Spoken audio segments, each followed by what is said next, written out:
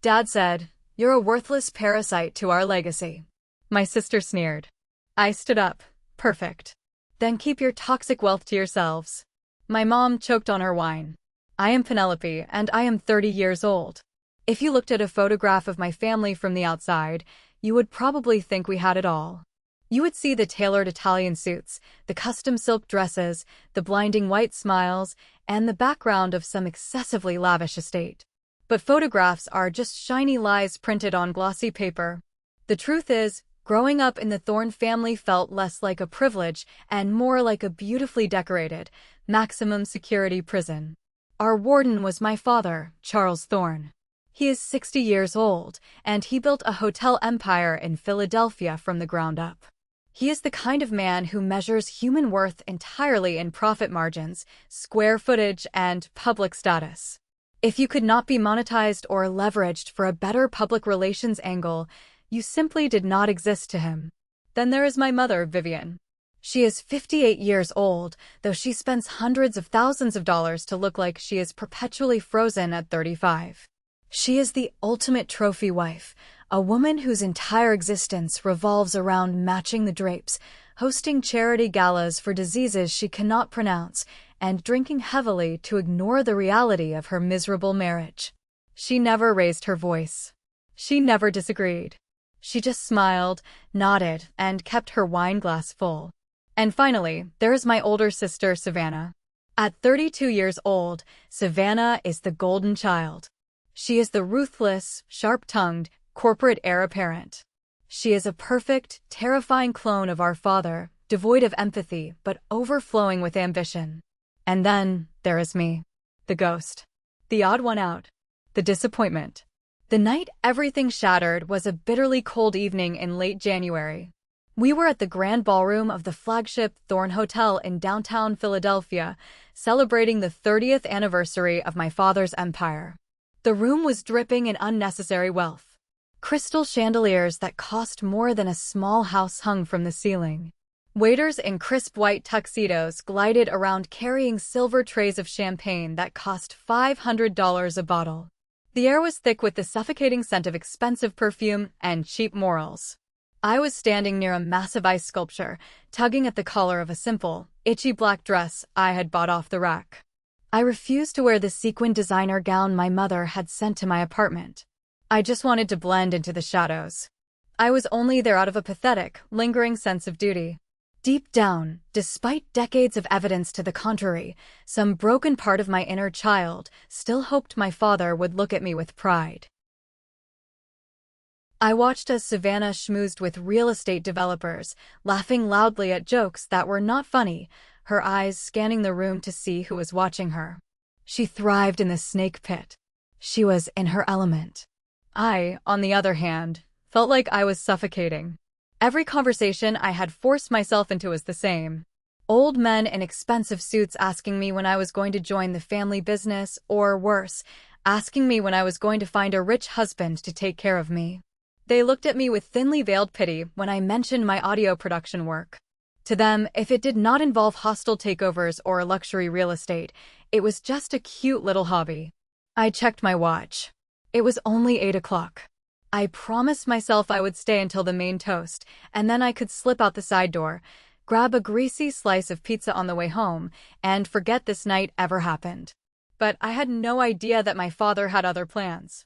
I had no idea that this night was carefully orchestrated to be my public execution. The lights dimmed, and a soft spotlight hit the main stage at the front of the ballroom. The low murmur of 200 wealthy guests faded into an expectant silence. My father stepped up to the microphone, adjusting his silk tie. He looked powerful.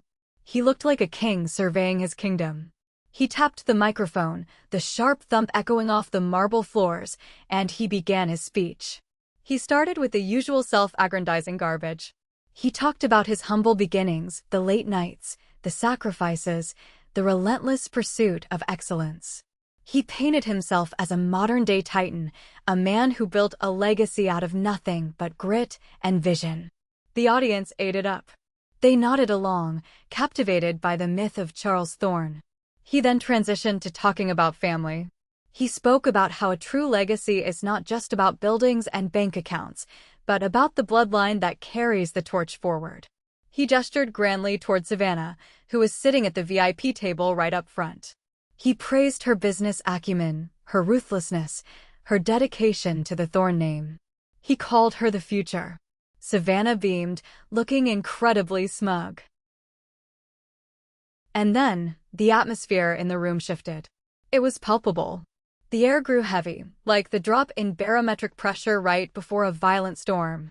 My father's warm, charismatic tone evaporated. His face hardened into a mask of pure contempt. His eyes scanned the crowded room, bypassing the billionaires and the politicians, until they locked dead onto me. I was standing near the back, half hidden behind a pillar, but his gaze pinned me to the wall like a butterfly on a corkboard. But, my father said, his voice dropping an octave, echoing dangerously through the sound system. A legacy is a fragile thing. It requires strength. It requires loyalty. And unfortunately, not everyone in this family understands the weight of our name. My stomach plummeted to the floor. A cold sweat broke out across my neck. I knew what was coming, but my brain refused to process it. 200 pairs of eyes slowly turned away from the stage and searched the room to find what he was looking at. They found me. Some people, he continued, his voice dripping with venom, pointing a single, accusing finger directly at me. Some people choose to turn their backs on their responsibilities. They choose to play make-believe with childish hobbies while the rest of us do the real work. They drain resources, they embarrass the family name, and they offer absolutely nothing in return. The silence in the ballroom was so absolute, so profound, you could have heard a pin drop on the thick carpet. I felt my face burning. My heart was slamming against my ribs so hard I thought it might break through my chest. This was not a private scolding in a study. This was a public crucifixion in front of the most powerful people in the city. Then came the final blow. The words that would alter the trajectory of my entire life. He leaned into the microphone, his eyes dark and merciless. Penelope, you are a worthless parasite to our legacy. A collective, muffled gasp rippled through the crowd. I stood paralyzed. I could not breathe. I could not blink. I looked at my mother at the front table. She was staring at her lap, her knuckles white as she gripped her wine glass, absolutely terrified to intervene. And then, cutting through the stunned silence, came a sound that made my blood boil. It was a laugh. A sharp, cruel, sneering laugh. It came from Savannah. She was sitting there, a triumphant smirk plastered across her face, thoroughly enjoying my utter destruction. She had won. The golden child had officially eradicated the spare. For 3 agonizing seconds, I was a statue. The weight of 200 judgmental stares pressed down on my shoulders, trying to crush me into the marble floor. My father stood on the stage, his chin raised, waiting for me to crumble. He expected me to cry. He expected me to lower my head, run out of the room in shame, and come crawling to his office the next morning begging for forgiveness and a junior marketing position. That was his playbook. Break you down in front of an audience so he could rebuild you in his own image behind closed doors. But as I stood there, staring at his smug, self-righteous face and then at my sister's sneering grin, something inside me snapped. It was not a fragile, emotional break. It was the snapping of a heavy, rusted iron chain. The fear, the desperate need for his approval, the lifelong anxiety of never being good enough, it all just vanished. It evaporated. I was not sad. I was consumed by a blinding, white-hot rage. I took a deep breath. I did not cry. I did not run. Instead, I grabbed the back of the heavy, velvet-covered chair next to me and shoved it aside. The metal legs screeched violently against the polished floor, a harsh, ugly sound that tore right through the refined, polite silence of the ballroom. Everyone flinched. I stepped fully into the light, squaring my shoulders, holding my head high. I looked directly into my father's eyes. I did not need a microphone. Years of audio training had taught me how to project my voice from my diaphragm. Perfect, I said. My voice was eerily calm, steady, and loud enough to bounce off the crystal chandeliers. Then keep your toxic wealth to yourselves. Erase me from your will, too. Down at the VIP table, I heard a sharp, wet cough. My mother had literally choked on her red wine. She was violently coughing into her silk napkin, her eyes wide with sheer terror. Savannah's smirk instantly vanished, replaced by a look of genuine shock. My father's jaw tightened, his face flushing a deep, angry red. He opened his mouth to say something, to regain control of the narrative, but I did not give him the chance. I turned my back on him. I turned my back on the ballroom, the champagne, the billionaires, and the Thorne legacy. I began walking toward the heavy oak double doors at the back of the hall. My heels clicked rhythmically, a steady drumbeat of my departure. The crowd parted for me like the Red Sea, people practically stepping on each other's expensive shoes to get out of my way. No one whispered. No one stopped me. As I pushed through the heavy doors and stepped out into the grand lobby, the quiet jazz music of the hallway washed over me.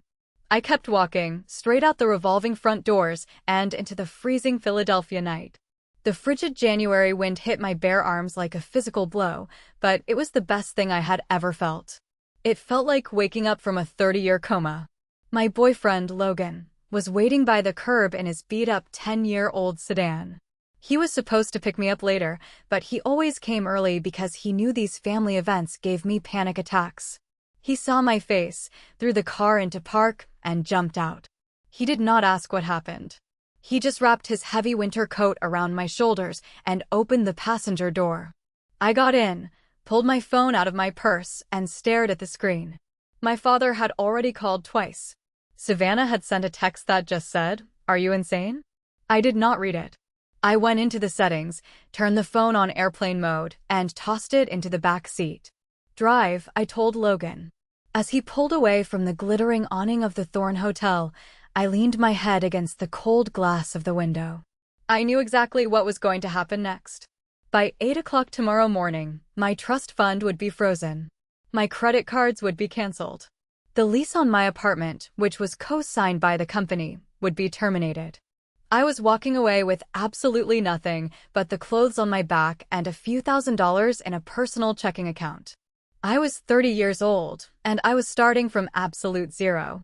But looking back at the shrinking silhouette of my father's hotel in the rearview mirror, I smiled. I was finally free. To understand how a father could look at his own flesh and blood in a room full of strangers and call her a parasite, you have to understand the sick architecture of my childhood. In the Thorne household, love was not a right, it was a highly competitive, performance-based bonus. And, from the moment I could walk, it was abundantly clear that I was failing the performance review. Savannah and I were only 2 years apart, but we might as well have been born on different planets. Savannah was a shark from the day she lost her baby teeth. I remember when she turned 16. Most girls ask for a car, or a party, or a trip with their friends. Savannah asked for a sit-down meeting with our father's wealth management team. She spent her weekends memorizing stock portfolios and analyzing market trends. As a reward for correctly predicting a minor shift in the real estate market, my father bought her a solid gold watch. He presented it to her at the dinner table, his chest puffed out with pride, telling her she was a true Thorne. I, however, was a massive disappointment. While Savannah was reading the Wall Street Journal, I was hiding in my massive, lonely bedroom closet with a cheap cassette recorder I had bought at a garage sale. I was obsessed with sound. I would record the rain hitting the window, the traffic down on the street, or I would write and narrate these elaborate, fictional stories. Audio was my escape. It was the only place where I had complete control over the narrative, where the world made sense, and where I did not feel like a ghost haunting my own house. But in a house where everything had to have a return on investment, my passion was considered an offensive disease. I will never forget the day my father found my recording gear. I was 14. He came into my room unannounced, demanding to know why I had missed a tutoring session for advanced calculus. He saw my tangle of wires, the cheap microphone, the tapes scattered across the floor. He didn't yell. He just looked at it all with a profound, quiet disgust. "What is this garbage?" he asked, kicking a cassette tape with his polished leather shoe. I tried to explain. I told him I was creating an audio drama. I told him I wanted to study media and sound engineering. He looked at me as if I had just told him I wanted to live in a cardboard box under a bridge. Without a word, he grabbed the plastic bin holding all my equipment, walked down the grand staircase, and threw the entire thing into the industrial dumpster behind the kitchen. I stood at the top of the stairs, crying silently. Savannah walked past me, holding a stack of financial reports, and rolled her eyes. "Grow up, Penelope," she muttered. "Stop playing with toys." That was the dynamic. Savannah was the vessel for my father's ego, absorbing his ruthlessness and wearing it like a badge of honor. I realize now that Savannah did not just look down on me, she actively hated me. She hated me because she had surrendered her entire soul to Charles Thorne to earn his love, while I, despite being terrified of him, stubbornly clung to the one thing that was entirely mine. She was furious that I refused to be miserable in the same way she was. She had the gold watch, the trust fund, the praise, but she was a prisoner. I was the ghost, but in my closet, with my headphones on, I was free. And she could never forgive me for that. The explosion at the anniversary party was not a sudden, random event. It was the grand finale of a psychological war that had been escalating for 6 grueling months. My father had decided that my 30th birthday was the absolute deadline for my rebellion. He had decided it was time to forcefully yank me out of my independent life and chain me to a desk at Thorne Corporate. To do this, he orchestrated what I came to call the ambush dinners. Every other Sunday, I was summoned to the family's flagship restaurant, an obscenely expensive steakhouse on the ground floor of his main hotel. Attendance was mandatory if I wanted to keep the meager medical insurance and the apartment lease his company still technically controlled. These dinners were not about catching up or sharing a meal. They were military tribunals. I would sit at the mahogany table, pushing an $80 piece of steak around my plate while the interrogation began. "So, Penelope," my father would start, swirling his bourbon. "How is that little internet radio show of yours doing? Have you figured out how to make actual money yet, or are we still subsidizing your hobby?" He was talking about City Voices, the independent podcast I had spent the last 3 years building. I interviewed local artists, small business owners, and everyday people in Philadelphia. It was a labor of love, and while it was not making me a millionaire, it was growing. But to Charles Thorne, anything making less than 7 figures a quarter was a laughable failure. "It is a podcast, Dad," I would reply, trying to keep my voice steady. And our listenership grew by 15% this month. Savannah would inevitably chime in, cutting her steak with aggressive precision. 15% of nothing is still nothing, Pen. I closed a deal for a new boutique location in Chicago yesterday that will net the family $4 million in the first year. What exactly are you contributing to this family? You're 30. It is embarrassing. I would look across the table at my mother. Vivian would be staring intently at the salt shaker, her wine glass already half empty before the salads arrived. She would take a long sip, avoiding my eyes completely. Her silence was always louder than Savannah's insults. Her silence told me that she agreed, or at least, that she was too cowardly to defend her own daughter. The climax of these ambushes happened 3 weeks before the big party. We were having dessert when my father placed a thick, legal-looking folder on the table and slid it toward me. "I am done playing these games, Penelope," he said, his tone absolute. "This is an employment contract. You are going to start as a director in the public relations department. You will kill that ridiculous podcast, you will move into the corporate office on Monday, and you will start acting like a Thorne. If you do not sign this by the end of the month, I will cut you off completely. No apartment. No insurance. No trust fund access. Nothing. You will be entirely on your own." I stared at the folder. It felt like a trap lined with razor wire. I knew if I signed it, my soul would die. I pushed the folder back across the table. "I am not signing that. I am building something of my own." My father's eyes went dead. Savannah smiled a terrible, cold smile. That was the night the countdown began. That was the night my father decided that if I would not be his employee, I would be his public example. If my father, mother, and sister were the poison, I survived because I had 2 very specific antidotes. I had my chosen family. The first was Aunt Clara. Clara is 55 years old, my mother's younger sister, and she is the black sheep of the maternal side of the family. While my mother married into old money and traded her personality for designer shoes, Clara rejected all of it. She is an art teacher at a public high school in the city. She lives in a messy, drafty apartment that always smells like turpentine, fresh coffee, and baked goods. Every wall is covered in chaotic, vibrant paintings. To my father, Clara is a bohemian loser. To me, she was my savior. When my father threw my recording gear into the dumpster when I was 14, I ran away and took the subway to Clara's apartment. I cried on her paint-splattered sofa for hours. She didn't offer me platitudes or tell me to listen to my parents.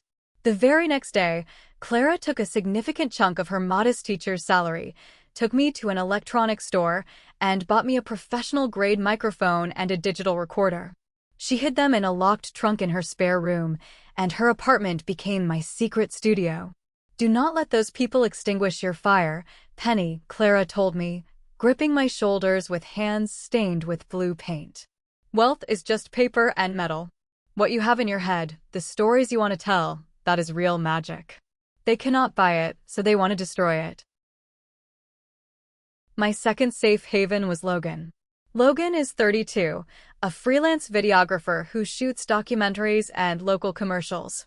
We met at a coffee shop 3 years ago when we both reached for the same power outlet for our laptops. Logan does not care about brand names, stock options, or country clubs. He lives in a cramped, one-bedroom apartment filled with camera lenses, overflowing bookshelves, and dying houseplants he constantly tries to save. Logan's apartment was the exact opposite of the Thorne estate. My childhood home was sterile, quiet, and cold. Logan's apartment was chaotic, loud, and incredibly warm. He was the first person in my entire life who listened to my audio work and told me it was brilliant without adding a "but how will it make money" at the end of the sentence. The morning after I walked out of the anniversary party, I woke up on Logan's lumpy sofa. My head was pounding. I opened my laptop and logged into my banking app. It was exactly as I had predicted. The screen loaded, and the balance on my primary checking account, the savings account, and the trust fund portal all displayed the exact same terrifying number: 0. The accounts had been frozen, pending a legal review by the family trust. I had a small, secret account at a local credit union with about $2,000 in it, but that was it. My phone, which I had eventually turned back on, had 47 missed calls from Savannah and a dozen emails from my father's legal team detailing my eviction from my apartment. I sat there, staring at the screen, a heavy knot of panic forming in my throat. I had nothing. I was cut off from the millions of dollars I had been born into. Logan walked out of his tiny kitchen holding 2 mugs of cheap, instant coffee. He saw the screen, set the mugs down, and sat beside me. He didn't look worried. He just wrapped his arm around my waist and pulled me close. "Well," Logan said, kissing the top of my head. "Looks like you're officially a starving artist now. Welcome to the club. The coffee is terrible, but the freedom is amazing." I took a sip of the bitter coffee, and for the first time in 24 hours, I genuinely laughed. The terrifying reality of being broke was washing over me, but Aunt Clara's words echoed in my head. I still had the magic. I still had my stories. They had taken the money, but they hadn't taken my voice. It was time to go to war. Please like the video, subscribe to the channel, and leave a comment with the name of the city you live in. Every comment helps the video reach a wider audience. Thank you very much. The first 72 hours after I walked out of that ballroom were a masterclass in panic. When you grow up with generational wealth, you do not actually understand what money is. You think of it as oxygen.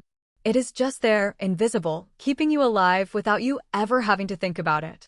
Suddenly, my oxygen was cut off, and I was suffocating. I had $2,000 to my name. My father's lawyers had sent a formal eviction notice for my downtown apartment, giving me exactly 5 days to vacate the premises before they sent security to change the locks. They wanted me to scramble. They wanted me to feel the terrifying weight of the real world, so I would break down and beg for my gilded cage back. I did not beg. Instead, I spent the entire weekend packing everything I owned into garbage bags and hauling them into Logan's beat-up car. I realized very quickly that you cannot eat a designer handbag, nor can you pay rent with a diamond necklace. So, I took a deep breath, walked into a high-end consignment shop in the city, and sold every single piece of jewelry, every Italian leather shoe, and every silk dress my mother had ever bought me. I walked out with about $14,000 in cash. It felt like tearing off my own skin, shedding the Thorne identity piece by piece, but that money was my war chest. Logan and I found a tiny, run-down one-bedroom apartment in North Philadelphia. It was miles away from the manicured lawns and valet parking of my old life. The radiator clanked violently in the middle of the night, the floors slanted to the left, and the single window in the living room looked out over a brick alleyway. It was perfect. It was mine. The living room immediately became the headquarters for Soundwave Studio. Building a professional audio booth with virtually no money is a grueling, physical nightmare. I could not afford professional acoustic panels, so Logan and I drove to a discount hardware store and bought heavy moving blankets and dozens of cheap foam egg cartons. We spent 3 days stapling them to the walls of the tiny coat closet near the front door. The smell of cheap adhesive and stale apartment air was nauseating. We dragged a second-hand desk from a thrift store up 3 flights of stairs, and I set up the microphone Aunt Clara had bought me all those years ago. For the first 3 months, my life was a blur of absolute exhaustion. I was running on fumes, cheap black coffee, and instant ramen noodles. I worked odd hours as a freelance audio editor for corporate training videos just to keep the lights on, taking jobs that paid $20 an hour. Every other waking moment was dedicated to my podcast, City Voices. I would sit in that suffocating, dark coat closet for 8 hours a day, sweating profusely because we could not run the air conditioner while recording, interviewing guests over the internet, and meticulously editing the audio files. There were nights when the sheer terror of my situation would hit me at 3 in the morning. I would wake up in Logan's small bed, my heart racing, wondering if my father was right. What if I really was just a spoiled rich girl playing make-believe? What if I failed? I would stare at the ceiling, fighting off panic attacks, imagining Savannah sitting in her corner office, laughing at my misery. But then Logan would roll over, wrap his arm around me, and mumble in his sleep. I would look at the moving blankets stapled to the wall in the next room. I was exhausted, I was broke, and I was terrified. But for the first time in 30 years, nobody was telling me how to dress, what to say, or who to be. I was surviving. And slowly, the fear started to transform into an unbreakable, stubborn resolve. By the 4th month, City Voices was starting to gain a legitimate following. I had released a 3-part series interviewing a local chef who had lost everything in a fire and rebuilt his restaurant from the ashes. People resonated with the story of resilience. The downloads crawled from a few hundred a week to 5,000, then 10,000. It was thrilling, but the workload was destroying me. I was spending 20 hours of transcription, editing, mixing, and promoting. I was dropping balls, missing emails, and losing my voice from exhaustion. I desperately needed help, but I had absolutely no budget to hire a professional producer. So, I put a flyer up on the bulletin board of a local community college's media arts department, offering a meager stipend and a promise of real-world experience. That is how I met Riley. Riley was 25 years old, had bright blue hair, 3 nose piercings, and wore combat boots that looked like they had survived a war. She walked into a local coffee shop for our interview, slammed a thick portfolio of audio mixes on the table, and looked at me with an intensity that genuinely intimidated me. She did not care about the Thorne name, mostly because she did not even know who my family was. She only cared about the audio. She listened to 2 episodes of my podcast right there at the table, took off her headphones, and bluntly told me my equalization was muddy and my transition music was incredibly cheesy. I should have been offended, but I was utterly captivated. She was a genius. She understood the emotional cadence of a story just by looking at the sound waves on a screen. I told her the truth. I told her I was broke, that the studio was literally a coat closet in a bad neighborhood, and that I could only pay her a fraction of what her skills were worth. Riley just shrugged, took a sip of her iced coffee, and said, "I don't care about corporate polished garbage. Your stories have guts. I want to make them sound like a movie. Let's build an empire." Hiring Riley changed everything. She became the sister Savannah never was. We spent countless late nights in that cramped living room, sitting cross-legged on the floor, eating cheap pizza and debating narrative arcs. Riley had this explosive, relentless energy. When a software program crashed and deleted 3 hours of work, I would want to cry, but Riley would just swear loudly, crack her knuckles, and start rebuilding the file from scratch. She forced me to elevate my standards. She taught me how to scrub the audio so cleanly that the silence between words felt just as powerful as the dialogue itself.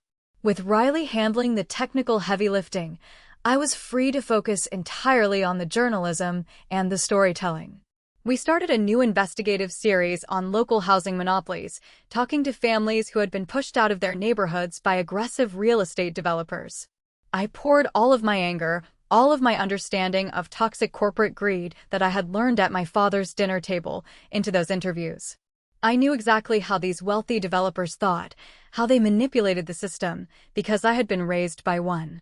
The series struck an absolute nerve in Philadelphia. People shared it on social media, local blogs picked it up, and our listener base exploded. We crossed 30,000 downloads, then 40,000. We were no longer just a cute little indie project. We were becoming a recognized voice in the city.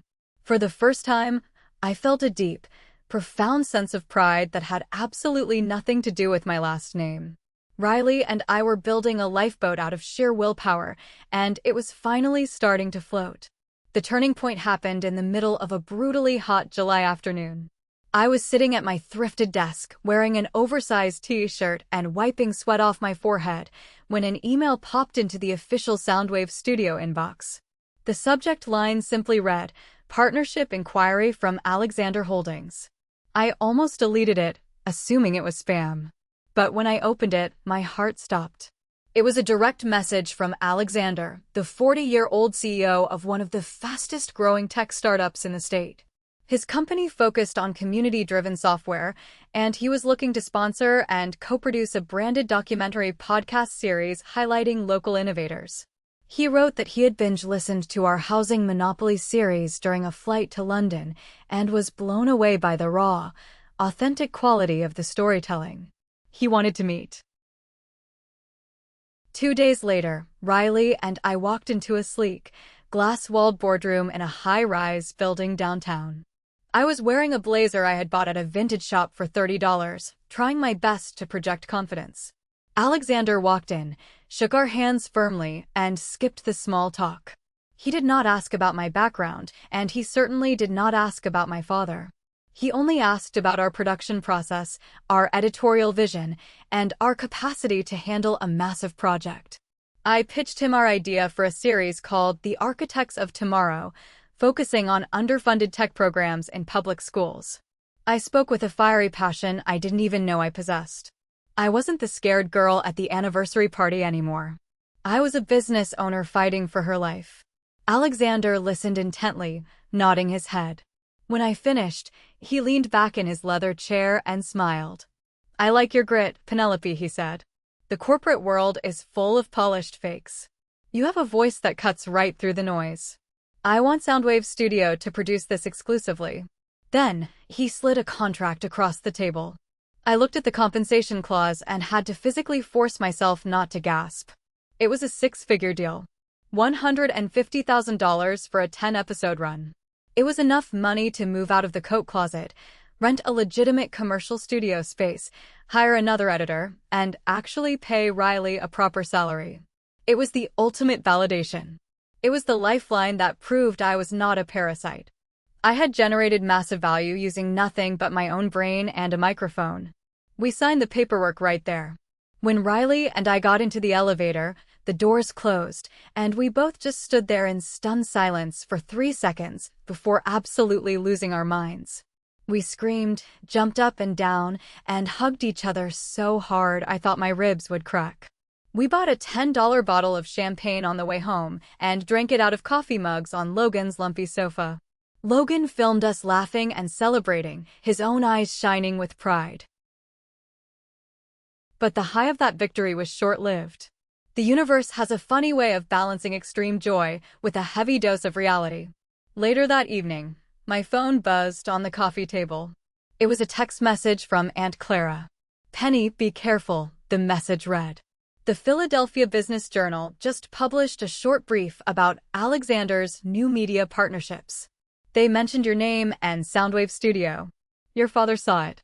I heard him yelling in his study from the hallway. Savannah is absolutely livid. She is furious that you are getting positive press while her new hotel project is stalling. Watch your back. They do not like losing control. I stared at the glowing screen of my phone, the cheap champagne suddenly turning sour in my stomach. The illusion that I could just quietly succeed and be left alone was shattered. I had poked the bear. My family did not just want me to leave, they expected me to fail miserably so they could be proven right. By succeeding, by building something real without their money, I was publicly humiliating them. I was exposing the lie that Charles Thorne was the only source of power in our bloodline. I looked out the window into the dark alleyway, a cold dread creeping up my spine. The real war was just about to begin. The attack did not come in the form of a legal letter or a screaming phone call. It came exactly how cowards operate, quietly, anonymously, and from the shadows. We had just used the first installment of Alexander's contract to rent a beautiful, sunlit studio space in a refurbished warehouse district. We bought professional soundproofing, high-end mixing boards, and real office chairs. We were riding a massive wave of momentum. And then, in the second week of September, the wave violently crashed. It started small. I woke up on a Tuesday and checked our Apple Podcasts dashboard. Overnight, City Voices had received 51-star reviews. The comments were brutal and identical in their venom. They called the podcast fake, overproduced garbage, and plagiarized. By Wednesday, a series of anonymous posts appeared on major podcasting forums and Reddit threads dedicated to the audio industry. The posts claimed to have insider knowledge that Penelope Thorne, the spoiled heiress, was buying bot farms in India to illegally inflate her download numbers to secure sponsorships. Another post claimed I had stolen the entire concept for my housing series from a marginalized, independent creator. None of it was true. Not a single word. But in the media industry, your reputation is your currency. If the internet decides you are a fraud, the truth does not matter. The algorithm will bury you alive. The panic set in when the emails started arriving. A local coffee roaster who sponsored our mid-roll ads pulled their contract, citing concerns over the recent controversies. Then, a regional bank that was in talks to sponsor our next season stopped returning my calls. I spent hours frantically replying to comments, trying to defend myself, but it was like throwing cups of water onto a raging forest fire. The trolls multiplied. Every time I blocked an account, 3 more popped up, calling me a liar, a thief, and a Nepo baby who was buying her way to the top. The psychological toll was devastating. I stopped sleeping. I would sit in my beautiful new studio, staring at the mixing board, paralyzed by anxiety. All the old voices in my head, the ones that sounded exactly like my father and Savannah, came screaming back. You are a fake. You are a disgrace. You are embarrassing yourself. I felt the exact same suffocating humiliation I had felt at the anniversary party, only this time, it was playing out in front of tens of thousands of strangers online. I remember collapsing on the floor of the studio one evening, curling my knees to my chest and sobbing uncontrollably. Logan sat beside me, rubbing my back, helpless against the invisible mob destroying my life's work. I told him I wanted to quit. I told him my father had won. I was a parasite and the internet had figured it out. I was ready to draft an apology statement, shut down Soundwave Studio, and disappear.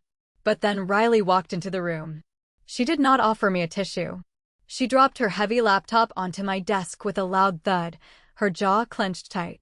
Get up, Penelope, Riley snapped, her voice hard and authoritative. You are not quitting. This is not a random internet hate mob. These posts are too coordinated. The language is too specific. Somebody is paying a lot of money to artificially orchestrate a smear campaign against us. And I am going to find out exactly who it is.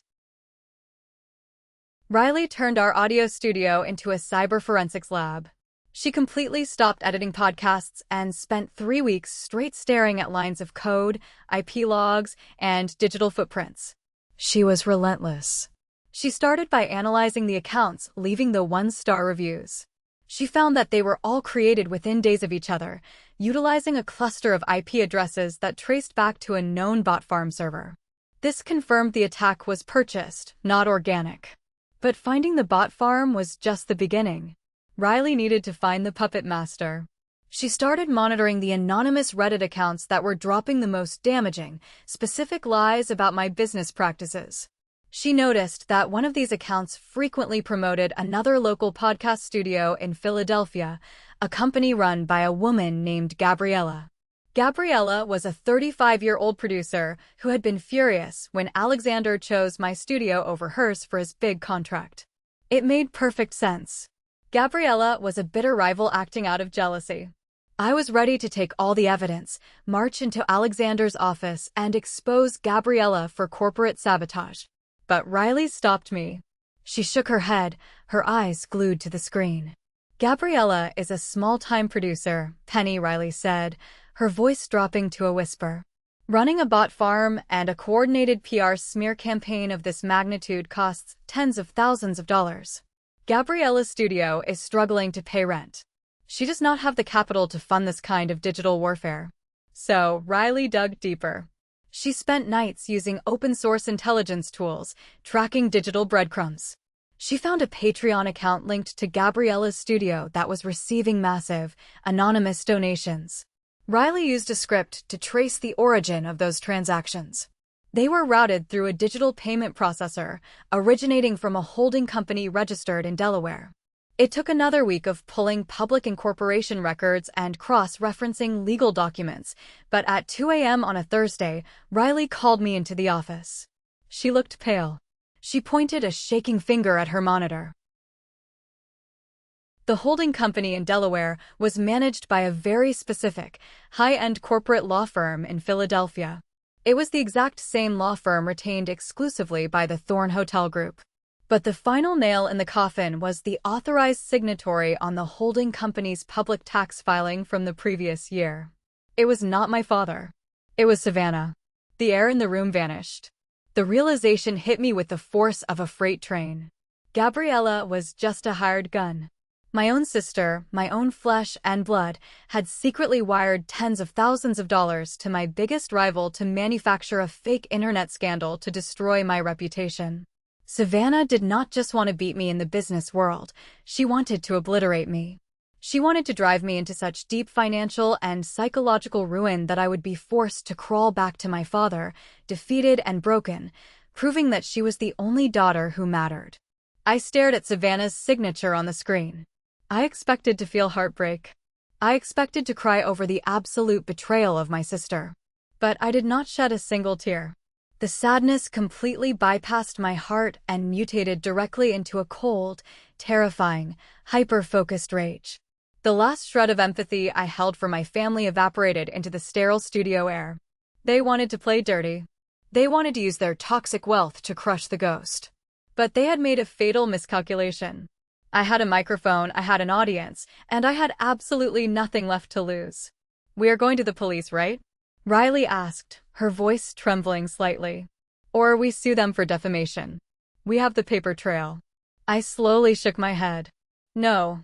If we sue them, my father will bury us in years of litigation. He will use his lawyers to bleed our studio dry before we ever see the inside of a courtroom. That is exactly the battle they want to fight. We are not fighting on their turf." I walked over to the main recording booth, turned on the mixing board, and adjusted the microphone stand. I looked at Riley through the soundproof glass. "We fight on our turf. We are going to do what we do best. We are going to tell a story." For the next 4 weeks, Soundwave Studio went completely dark on social media. We ignored the trolls. We ignored the hate comments. We locked the doors, ordered takeout, and produced a highly secretive, 6-part documentary series. We titled it Philly Rising. The premise of the series was about surviving corporate sabotage and the hidden toxicity of legacy monopolies in Philadelphia. We did not name Charles Thorne.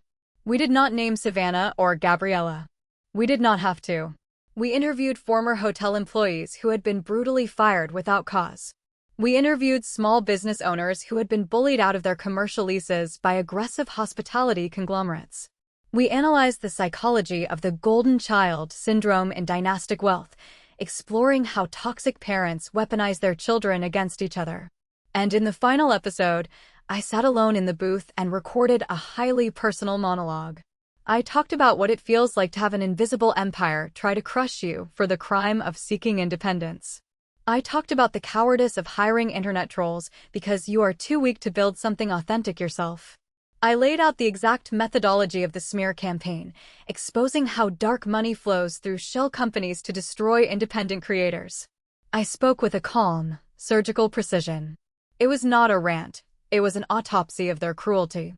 We released all 6 episodes simultaneously on a Monday morning. The explosion was instantaneous. Because the internet loves a mystery, listeners immediately started connecting the dots. Local Philadelphia journalists picked up the story, quickly identifying the unnamed hotel conglomerate based on the specific details we provided. The podcast shot up the charts, driven by the sheer drama and the undeniable quality of the production.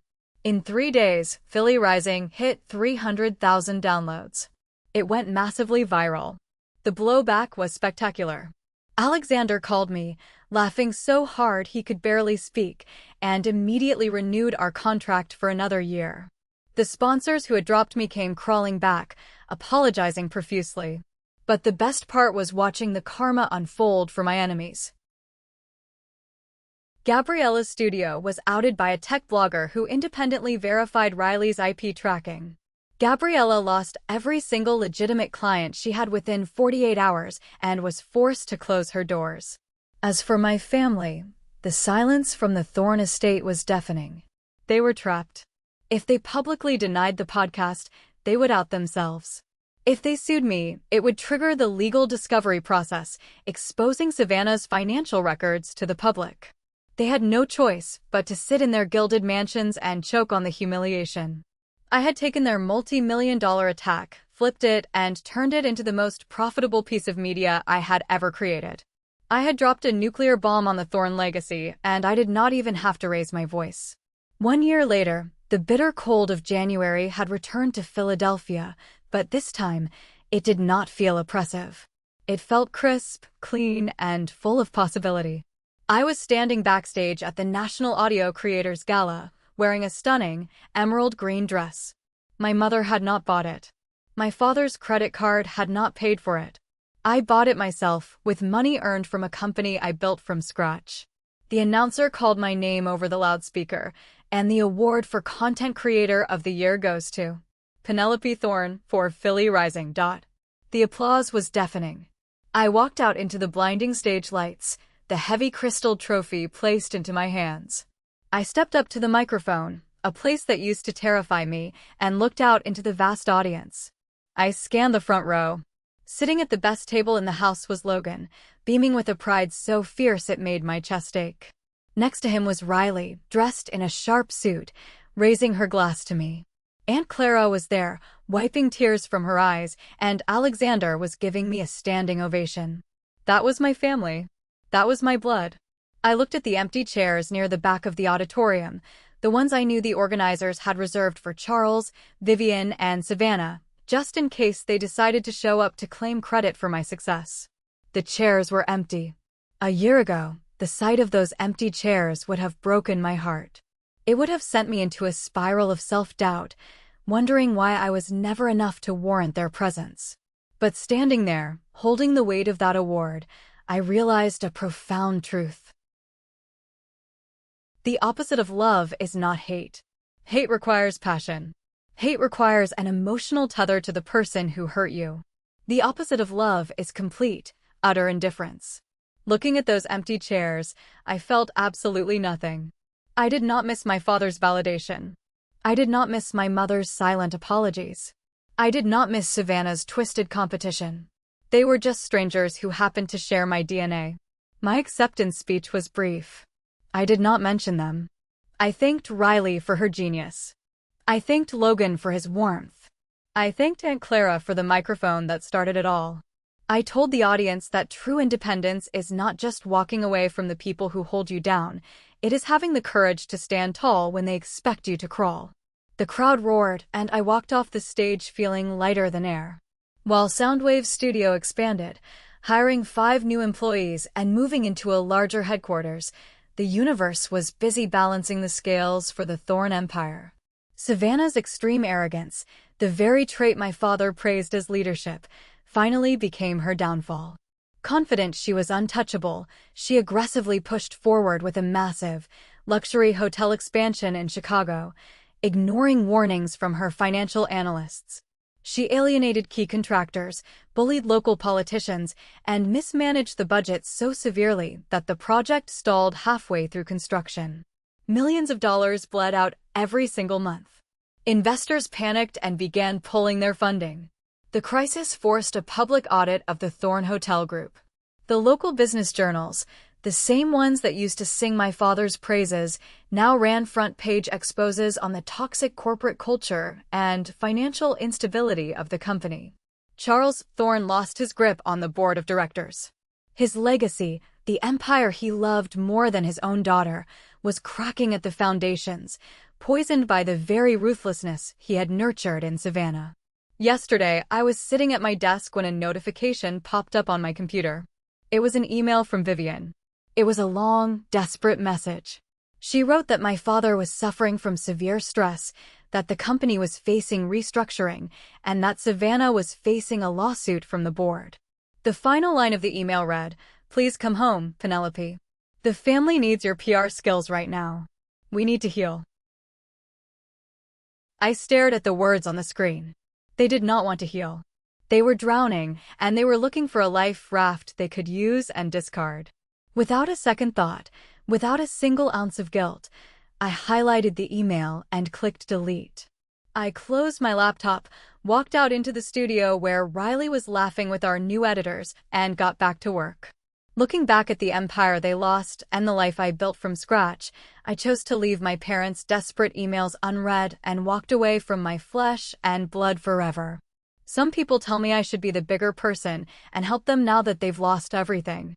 Am I wrong for refusing to forgive them, or did I do the right thing by protecting my newfound family? Let me know what you think in the comments. Thank you for watching. If you haven't subscribed yet, hit that button to support the channel and stay tuned for more stories.